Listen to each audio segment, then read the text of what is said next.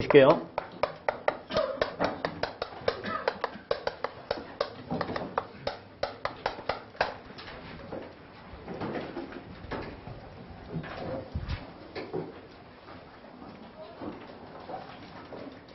타이틀 한번 읽어보세요. 세금을. 이거 아름다울 밑자 할까요? 안 낸 거죠? 그렇죠? 근데 지방세예요? 국세죠? 근데 뭐예요? 열람이 뭡니까? 보기하는 거죠? 예. 말 그대로 미납한 국세를 볼 수 있게 하는 제도입니다. 자, 간접적인 납세 보전 제도의 두 번째 거 시작합니다, 이제.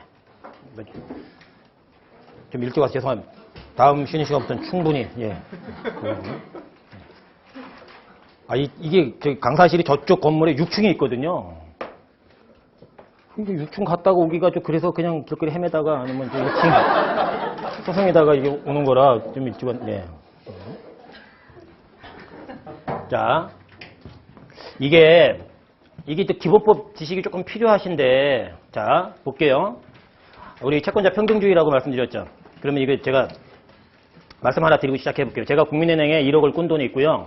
신한은행 1억 꾼 돈이 있어요. 빚이 2억 있어요. 근데 제가 돈을 못 갚았어요. 빚을 못 갚았어요. 근데 제 아파트를 팔아가지고 이제 돈이 1억이 생겼어요. 매각대금이. 그럼 신한은행이 먹어요? 우리 국민은행인가? 제가 말씀드린 게 국민은행이 먹습니까? 반반씩. 담보 설정을 했다고 가정할게요. 담보 설정 안 할 수가 없죠. 저당권 설정하겠죠. 근저당이나. 그러면요. 얼리버드죠? 부지런한 놈이 이기는 거 아니에요? 그렇죠? 자, 그러면 국민은행이 먼저 담보 설정했어요. 신한은행보다. 그럼 누가 먹어요? 자, 이제 국민은행, 신한은행, 국세청이 세금 받을 돈 1억 있어요. 그게 아까 국세우선이죠. 기본적인 게 그게 국세기본법에 있는 거예요. 그러면 제가 국민은행이고 신한은행입니다. 돈 꿔줄 수 있어요, 없어요? 세금 체납하면 다 국가가 먹으니까. 내가 물건을 설정을 했는데 저당이나 근저당을 설정을 했는데 이걸 무시하고 국가가 다 그거를 쪽쪽 빨아간다 그러면 이 부분에 대해서 담보제도, 채권자 보호제도가 무력화되는 거죠. 그래서 국세우선권에 예외가 있어요. 제한. 그래서 담보 설정이 돼 있는 물건이 설정이 돼 있죠. 지금. 전세권이라든지 질권이라든지 저당권이라든지 이런 물건이 설정이 돼 있어요. 그러면 과세관청 니네한테도 그 담보 설정일과 같은 효력을 주는 날짜를 법적으로 인정을 해줄게. 그런 날짜를 하나 법적으로 줄게. 그게 법정기일이에요. 그걸 법정기일이라 그래요. 담보를 잡진 않아요. 그러나 담보 잡은 것과 같은 설정 효력을 주는 날짜를 법정기일이라 그래요. 그러면 자 이제 보세요. 국민은행은 담보를 설정한 게 어제고요. 국세 법정기일은 오늘이에요. 그럼 국민은행이 빨라요? 담보 설정일이? 아니면 죄송합니다. 국세청의 법정기일이 빨라요? 네, 그럼 국민은행이 그 돈을 챙겨가도록. 국세우선권의 제한이에요. 그래서 이제 법정기일이라는 게 세무서에 담보 잡은 것과 같은 효력을 주는 날. 일단 이렇게 기억하세요. 나중에 국세기본법 할 때 자세히 소개해 드릴게요. 이게 자 그러면 법정기일이 만약에 오늘이고 국민은행이 담보를 설정한 게 내일이면 어떻게 해요? 그럼 국세청한테 그 매각대금의 우선 배분이 됩니다. 그걸 국민은행이 팔았어도. 자, 그러면 제 임차보증금이에요. 상가든 주택이든 보증금이에요. 자, 그럼 보증금은 이건 뭐 물건 채권 얘기는 그만할게요. 뭐 민법 잘 모르시는 분 계시니까.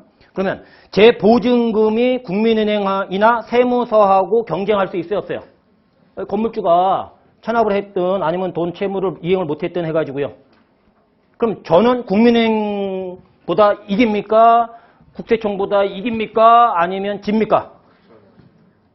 이걸 따져봐야 된다는 거예요. 자, 첫 번째요. 보증금 1200이에요.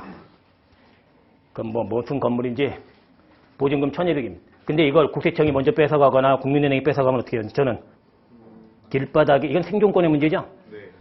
그렇죠? 그래서 이렇게 임대차 보호법에서 규정하는 최우선 변제 보증금이라고 있어요. 정말 몇 푼 안 돼요. 금액이 그게 뭐야 할 정도로 정말 몇 푼 안 되는데 걔들은 국민은행이고 국세청이고 무조건 이겨요. 순서가. 근데 그게 몇 푼이 안 돼서 그 돈 갖고는 이사도 못 가요. 이게. 그런데 어쨌든 최우선 변제 보증금이 있어요. 그런데 이제 문제는 뭐냐면 나머지 보증금이에요. 나머지 보증금. 그럼 이 보증금은 우리가 이제 원래 채권이기 때문에 물건을 잃을 수가 없거든요. 근데 이제 이 사람들의 주거 안정이라든지 가게를 하는 사람들의 이제 생활 안정을 우리가 좀 배려를 해줘야 되는데 그거를 우선순위에서 무조건 밀려버리면 어떻게 해요? 그냥 맨날 그 PD 수첩에 나오는 거고 추정 60분에서 세입자의 한 뭐 이렇게 나오는 거죠. 뭐 이렇게 해가지고 이 안 되겠다 해가지고 우리 임대차 보호법을 봐도요. 우선 변제에 효력을 주는 대항력을 주는 것들이 있어요. 전입신고를 하고 확정일자를 받고 거기에 거주하고 뭐 이런. 근데 여기서 이제 행정행위를 통해서 하는 건 뭐예요? 확정일자의 대표적인 날짜가. 우리 가게 한번 확정일자 받나요? 안 받나요? 주택은 잘 아실 거 아니에요? 확정일자 받는 거. 확정일자. 근데 가게에도 세무서에서 확정일자 받습니다.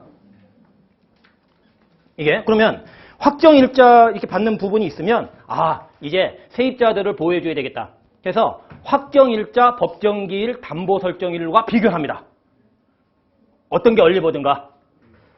어떤 게 얼리버든가? 근데 확정일자가 빨라요. 그리고 국민은행 담보설정일이고 그리고 국세청 법정기일이에요. 그럼 순서가 어떻게 되는 거예요? 이 아파트 팔아서 매각대금을 나눠 먹을 때. 예, 임차보증금, 그 다음에 국민은행, 국세청 이렇게 되는 거예요. 그러니까 제가 임차인이 이제 건물에 세를 얻어갖고 가게를 하든 아니면 전세로 살든 뭐 이렇게 살려고 그래요. 근데 건물주가 만약에 체납한 게 있으면 어떻게 해요? 내 보증금이 안전하지? 않을 수 있죠? 그래서 이제 임차인 보호제도예요. 건물주가 미납한 국세가 있는지 임차인이 볼 수 있도록 해서 건물주가 체납하지 않도록 유인하는 간접적인 납세 보전제도입니다. 임차인 보호제도입니다. 임대인 건물주 보호제도가 아니에요.